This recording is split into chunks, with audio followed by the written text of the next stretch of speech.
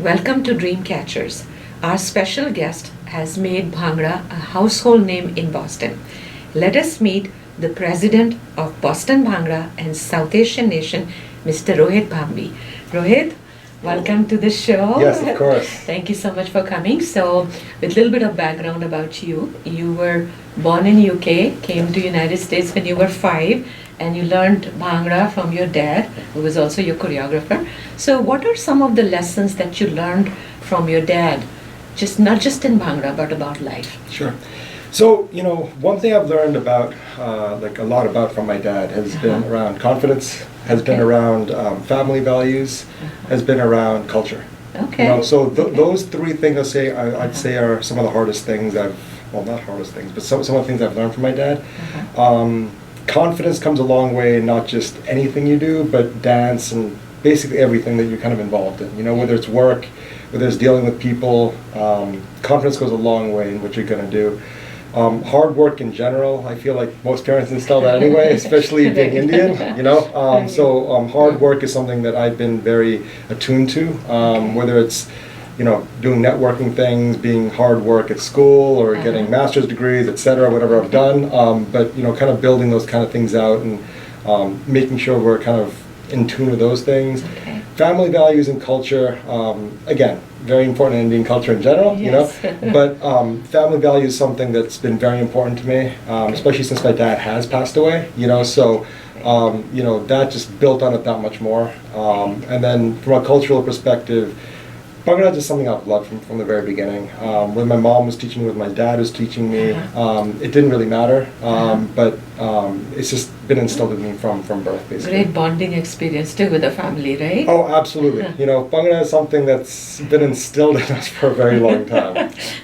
Now, switching gears from bonding to kind of rivalry of sorts.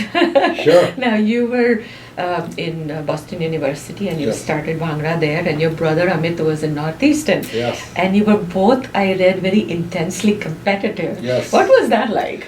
It was, it's a fun rivalry, and people sometimes think that, competition rivalry is a bad thing. I think it's a great thing. Absolutely. I think it brings out the best in people, and that's exactly what it did. We wouldn't talk about Bhangra at home, but were you banned or you didn't want Oh, no. We would not. Because he was a captain, I was a captain, no secrets allowed, we wouldn't do any of that stuff, No practicing at home either? Oh, no.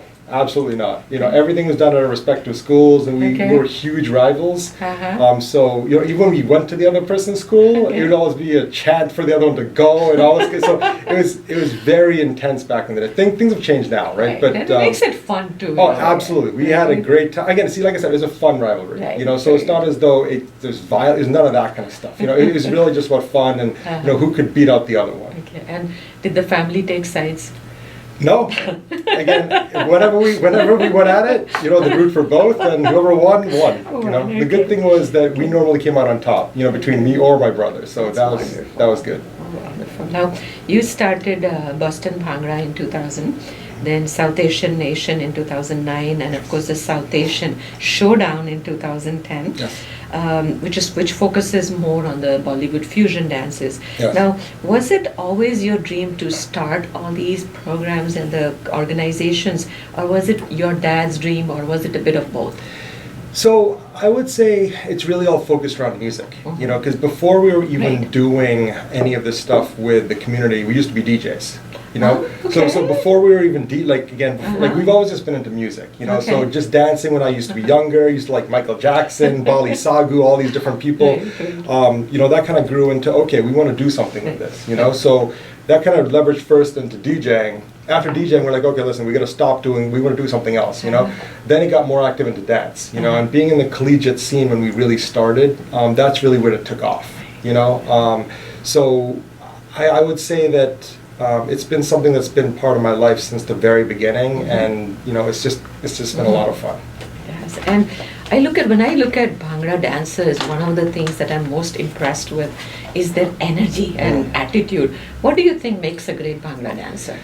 Again, a lot of what you just said. Energy, again, attitude. You got to have a spunk on stage. True. You really got to have that the love for the dance too, because you can see it. You can see in people that have it and people that don't. Because it's not just going through the motions, you know, because whenever, you know, with me still having teams that I still help to manage and the teams that I have managed in the past, you know, one thing we've always focused on is, you know, choreography, all those things are important. But showing that love, showing that expression, that's just as important. Because if you can't express that to the audience, you've lost them already. Right. So individual basis, also energy, and as the winning teams, you think is how you connect with the audience as well? Yeah, again, connection with the audience is huge. That's why a lot of these teams try to do gimmicks. You know, they're trying to do things that try to engage the audience. You know, and you get the crowd roar, and that kind of gets you going that much more. You and know, I like the way you start the show also with all those big screens and all the videos. Yes. That's just so amazing. Yeah, you know, like it's funny because with the shows, you know, like I said, we try to present it like a show. You know, we're not here to do, this is not a culture show. Not by any stretch of the imagination. It's a competition, you know, and we try to rival our event versus American events, you know, because, you know, that's kind of the standard people always think about when they think of shows, you know, but I'm like, you know, I don't see us as an Indian show. It's a cultural dance performance competition, you know, and that's why we really try to engage more of the American audience here too. Right. I grew up in Delhi, and of course, Bhangra was very popular there. But now what I see is that Bhangra is probably more popular in the United States, with so many colleges taking part in Bhangra, and you've of course called it the next big dance, right? Absolutely. So what can we do to make it more mainstream? So, you know, I feel like a lot of people have already started to do that. You know, we've had hip-hop artists like Jay-Z that have come out with Bhangra songs. They've kind of called it their own thing, but it's been Bhangra songs that have been out there, you know. You know, just the music in general, you know, like I said, you know, the classes we teach, we have majority of people that are non-Indian attending the events. We even have our instructors that are non-Indian teaching the event. Yep, teaching classes. So, you know, we're really trying to expand this into something much bigger, you know, and not just focused on, you know, one very segmented market that's the Punjabi market. You know, that's not our mission, that's not our goal.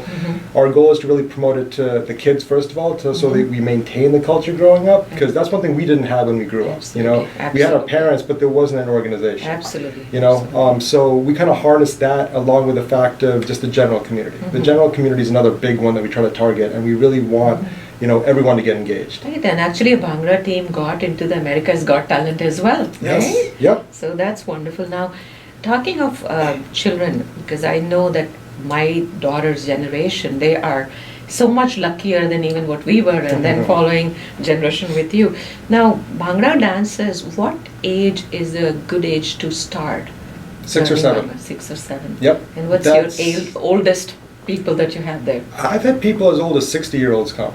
You know, to me, it's not about age. Doesn't sound very nice. As old as 60. I'm saying that's been my spectrum.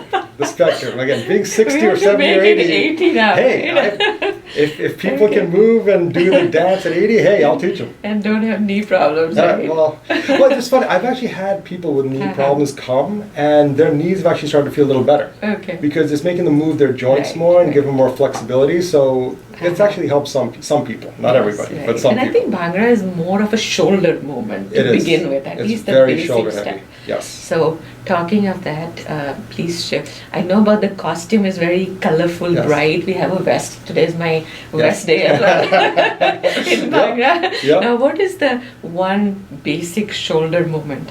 You know that. Sure. I know you do it very well. Why don't you show it to our audience? Sure. So a very basic shoulder movement is all you're really doing is just moving your shoulders up and down like this, right?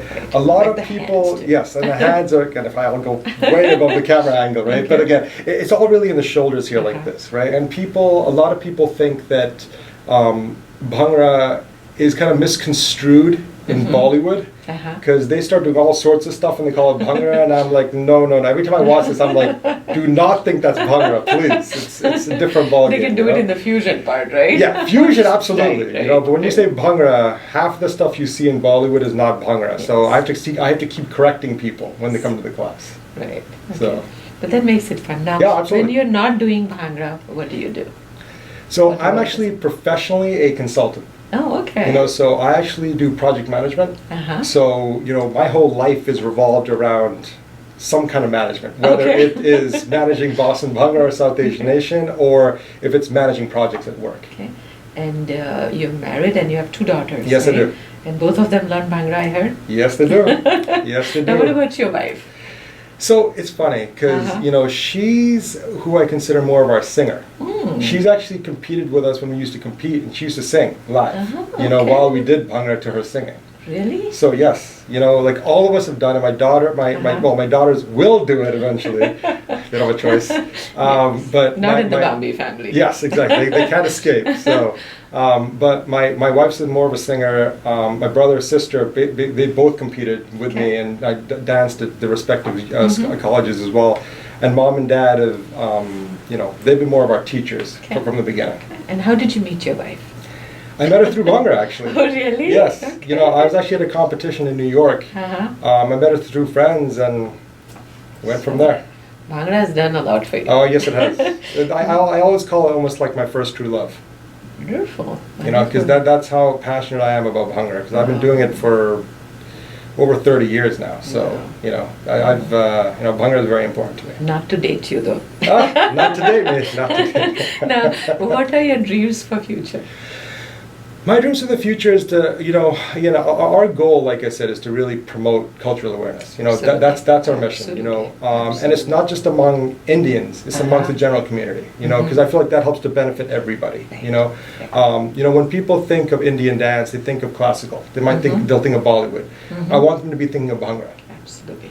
So that's part of my mission. But like I said, with South Asian Nation, our focus, again, is on the cultural awareness part. Bhangra is one aspect of it, but just general cultural awareness, that's very important. That's been our mission. And it's not just for Punjabis. No, absolutely not. I like the way you said Punjabis. Yeah, Punjabis, yeah. You speak like a true Punjabi. I try. But again, Bhangra, like I said, is one aspect of it. But like I said, it's really more about cultural awareness. Because we really want people to get... be aware of it in the general community, not just Indian, but everybody. Absolutely. Rohit, you have a big show coming up, South Asian Showdown, in February, and having been to one, I highly recommend everybody see it. It's totally mind-blowing. So tell our audience a little bit about it. Sure. So South Asian Showdown is going to be on February 4th of 2017 at the John Hancock Hall in Boston. So if you're in the area, if you like Bollywood, you like fusion, you like general dance, you will see everything there in a manner that you won't see in Boston otherwise. So the backdrops, the costumes, the teams, we have teams from all over North America coming. So it's something that you can't even experience without going to the event. So if you want to see something unique, something different, this is an absolute killer of a show. And you want to give your website address too? So the website is southasianshowdown.com. Okay, and we look forward to the show. Sounds good. Thank you so much Thank you so much. Thank you.